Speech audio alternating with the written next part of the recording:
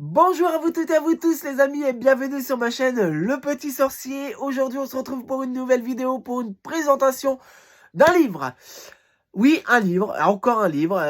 J'en ai pas fait beaucoup quand même, hein, donc on peut pas dire que j'en ai fait encore un livre. Non, non, c'est un livre qui m'a beaucoup aidé et qui est très très bien. Sinon je vous le présenterai pas. On y va et c'est la Bible. Oui, mais pas la Bible, pas la Bible catholique, loin de là. C'est la Bible des arts divinatoires. Hein, voilà, donc de Jeanne Structer. Voilà, et l'éditeur c'est Guy Trédaniel. Hein, voilà, c'est aux éditions de Trédaniel. Hop. Voilà, on voit plus le reflet. Hop, et je vous montre le derrière. Donc, il fait 400 pages. Voilà, c'est un 400 pages. La 400e page, c'est le remerciement. Nous allons voir donc les chapitres, les arts divinatoires qui est présent dans cet ouvrage. Alors, on a la première partie, l'introduction à la divination. La deuxième partie, l'astrologie occidentale. La troisième partie, astrologie chinoise. Quatrième partie, numérologie.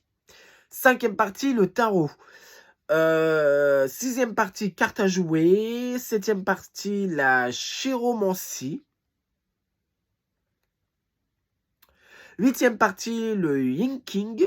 Neuvième partie, les runes. Dixième partie, la physiognomonie. Onzième partie, interrogation de l'avenir, pardon. Douzième partie, les arts populaires. On a 12 parties. Et là, c'est bien parce qu'en fin de compte, on peut apprendre sur d'autres arts divinatoires. Vous voyez, l'astrologie occidentale.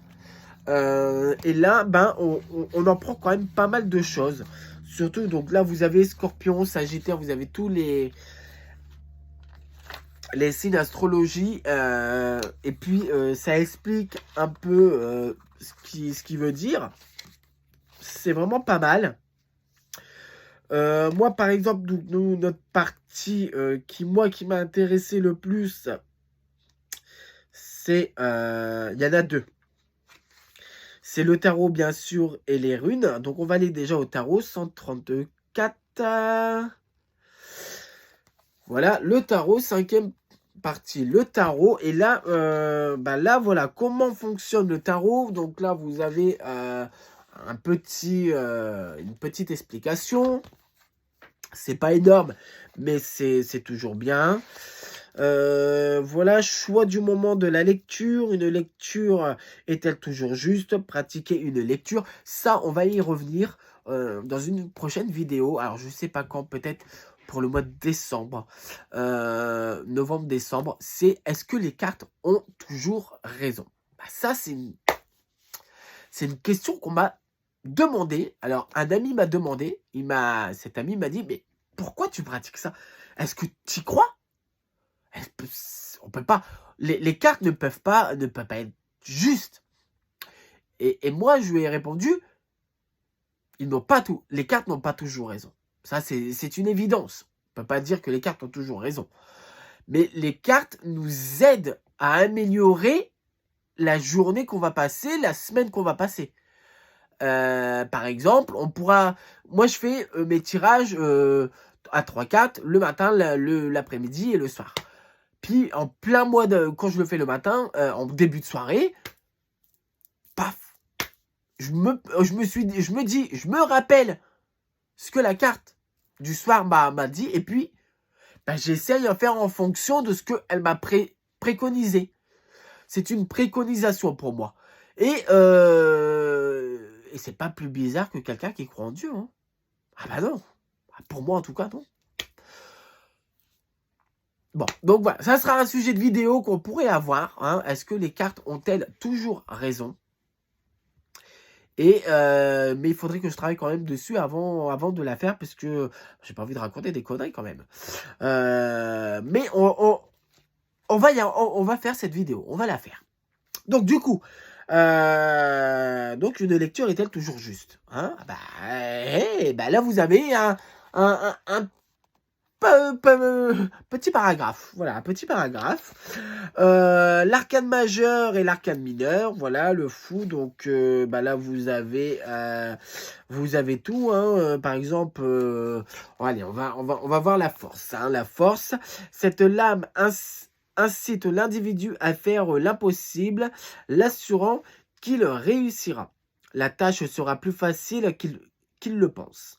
Il doit approcher ce défi avec détermination et confiance en soi, sans se montrer dur. Il doit savoir quand se retenir et quand avancer. La lame se réfère à plusieurs types de forces, physiques, morales, émotionnelles. Parfois, elle désigne la convalescence après une maladie. Ben oui, bien sûr. Quand on est malade et voilà, on est malade, on tire cette carte. Mais c'est magnifique. Parce que pour combattre la maladie, il faut avoir de la force. Force émotionnelle, force psychologique, force mentale. Mais il faut avoir de la force. Les cartes nous disent toujours la vérité. Alors c'est un peu contradictoire parce que juste avant j'ai dit que est-ce qu'elles nous disent toujours le vrai? C'est comment dire? Cette inspiration est toujours vraie. Voilà. Et c'est à nous ensuite de faire en sorte que cette introduction qu'on a eue le matin avec les cartes, de faire en sorte, en tout cas, de nous montrer la voie où on pourrait être mieux. Voilà. Donc du coup, voilà, hein, on a donc les cartes. Voilà. Et ensuite, on a les runes. Alors, les modes, c'est ce que j'ai aimé aussi. Alors, on a dit que c'était quelle page? Rune 268. Alors, c'est un petit chapitre. Voilà les runes. Voilà comment fonctionnent les runes, oui ou non, lecture multiple des runes, voilà, et ensuite vous avez l'introduction, les choses à savoir pour les runes. Donc voilà, après vous avez la séromancie, donc pour lire dans de l'eau, bougie. Voilà, moi j'ai appris pas mal de choses, hein, voilà, là, donc lire avec le regard, voilà, les yeux et tout ça. Moi j'ai appris pas mal de choses et j'en suis content, notamment le Yin King.